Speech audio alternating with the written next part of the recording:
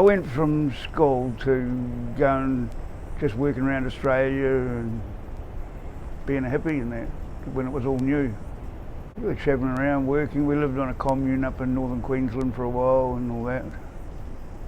Yeah, we didn't change when we came here. We were already into it. Yeah, I came here in a house truck with Nina and Ruby's little baby, because Bill had bought a farm here. And we just came to have a look to see what he was up to. Didn't come to live here. And then Nina ended up liking it here. We got a wee batch to live in, so we stayed here. 47 years ago. Oh, yeah, I love the nature of it all, yeah. I liked, well, we were already into, living in the country. That's what we wanted to do. Get away from the city, live in the country. It was an adventure. Looked like fun. Why wouldn't you? You're young. What are you going to do? Oh, you used to be able to ride a horse up and down the road and run cattle on the side of the road. You used to be able to, you didn't used to have all the things we got now. We didn't have electricity, we didn't have anything. We were a lot freer before we had that. We could live on about $5 a week. Your two main things in your life that you owned, your tilly lantern and your wheat grinder. You bought wheat and you bought corn and you ground it and you made bread. You didn't go to town every week and buy groceries. You didn't go, there wasn't a supermarket, even in Greymouth.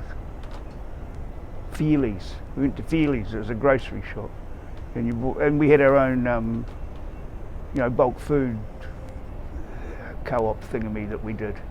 Everybody would go and everybody shared a car. They didn't all drive around. They didn't have two cars to a family. We had one car to about 4 families.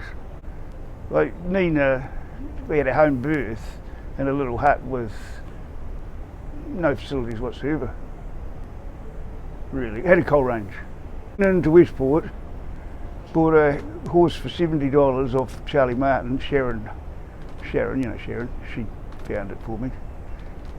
And I rode it from Westport on my own. Never really ridden a horse before. It was a mongrel. Had to go past the cement works, got thrown off about 4 times because of the cement trucks come past. And then I had to bring it along the 9 Mile Beach, and that's swimming rivers, all that sort of thing. You had to swim the river with the horse. You clung to the horse and it swam across the river. Never done it before in my life, on my own.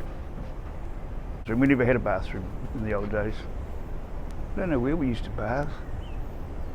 Oh, that's right, we had a bath outside with a fire under it. We went away fruit picking, stuff like that. Yeah, lived in a tent and bloody down picking apricots. Philosophy of life, just please yourself and do what you like. Don't worry too much about other people. Yeah, don't do your own thing. That's why I respect people who do their own thing. But now everybody that lives here is living in a middle class house. No, people could live anywhere back then. Jut 1 was just like a shed that people lived in. See, someone would move out of a shed, someone else would move in. People would live anywhere. Yeah, just you might just light a fire out on the ground, cook your dinner, and then go into a shed and go to sleep. Didn't have lining and bats. All that stuff. You've got double glazing, God, and all that crap. Yeah. No, people just there weren't boundaries like there now. Everybody knows now where their land begins, where the other person's finishes. There was only 3 farms when we came here, and people didn't. This is an old hermit lived up the road. He had old huts. People get $2 a month or something. You could have an old hut up at Eddie's. Eddie McCarthy. I remember him well. He's a good guy. He owned all the land from our property to the top of White Horse Hill. He played chess. He'd talk you into a game of chess. I used to play chess with him all the time. I hate chess. But it was a good chance to hang out with Eddie. He was born here. He went to school here, down Brighton. Bill Hartley's auntie was the teacher, Miss Hartley. Susie and Nina are both very good friends of mine. No, well, yeah. She thinks it's hilarious. Oh, well, they came to visit when I was sick, and she's laughing with her friend. Oh, first wife, old wife come, then old girlfriend come. It's Wow's way. She's smart. She's looking at the big picture. She's not looking at little jealousy, crappy things. You know, you had the Buccos, you had the Bush Fairy, you had all sorts of people. You had Andre the Murderer, oh yeah, all sorts. He had Charles Manson thing tattooed on his forehead. Lived in a cave. Oh, you know, that was just one person. I got along with him all right, but he was a dangerous character. There's Tim the Tattooist. He was pretty wild. You know, it was wild there when everybody just went naked. You'd go to someone's house and be naked, making a cake or something.